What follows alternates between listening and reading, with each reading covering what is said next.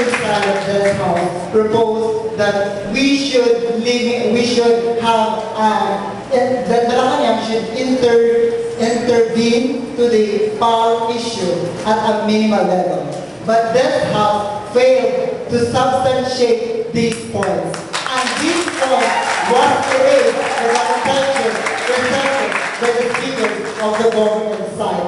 Therefore, these points should not be taken into consideration in this debate. They also presented to us a proposal of an alone policy. Mr. Chair and members of this House, let's examine what is the prevailing status quo. When we try to scrutinize and examine 12 years ago, there is a dialogue between the employee of the Philippine Airlines, and also the administrators. But what happened is that the situation goes, or the situation getting worse, because a lot of striking pilots were being terminated because they joined strike.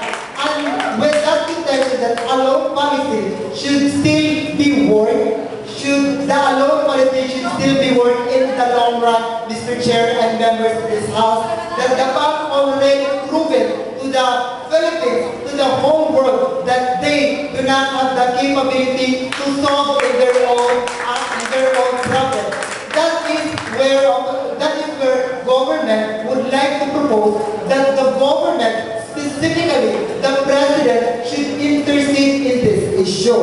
Because at the end of the day, we will not be able to solve the problem.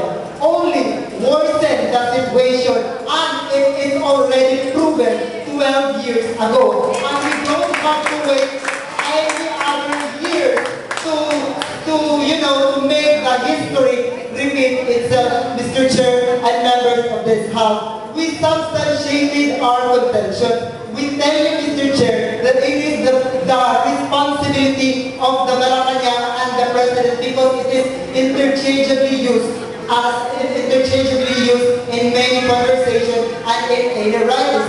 We tell you, Mr. Chair, that it is the responsibility of the President to intercede, because he is in the highest power to ensure that the economic profitability of the aviation industry, and also to protect the labor force of the people or the workers working in the aviation industry, Mr. Chair and members of this House. So one is that our proposal is more feasible than the proposal of the opposition. We tell you, Mr. Chair, that our proposal solves the problem and not worsens the situation, while the proposal of the opposition only solves one problem, but in the long run, it doesn't solve. And that it was already proven 12 years ago. We have to solve the problem. We have to respond to the problem.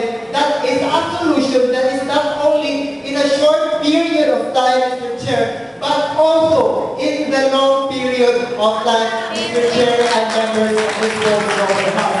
So why did you win in this debate?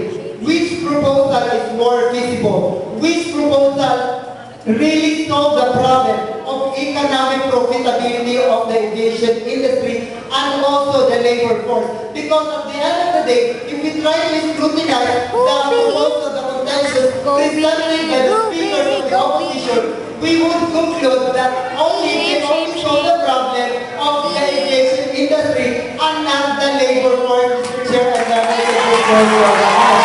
So, the start of the government is simple. Which should the government prioritize? Economic profitability of the aviation industry, labor work for protection, or both? I think we made the answer to that question. And with that, we beg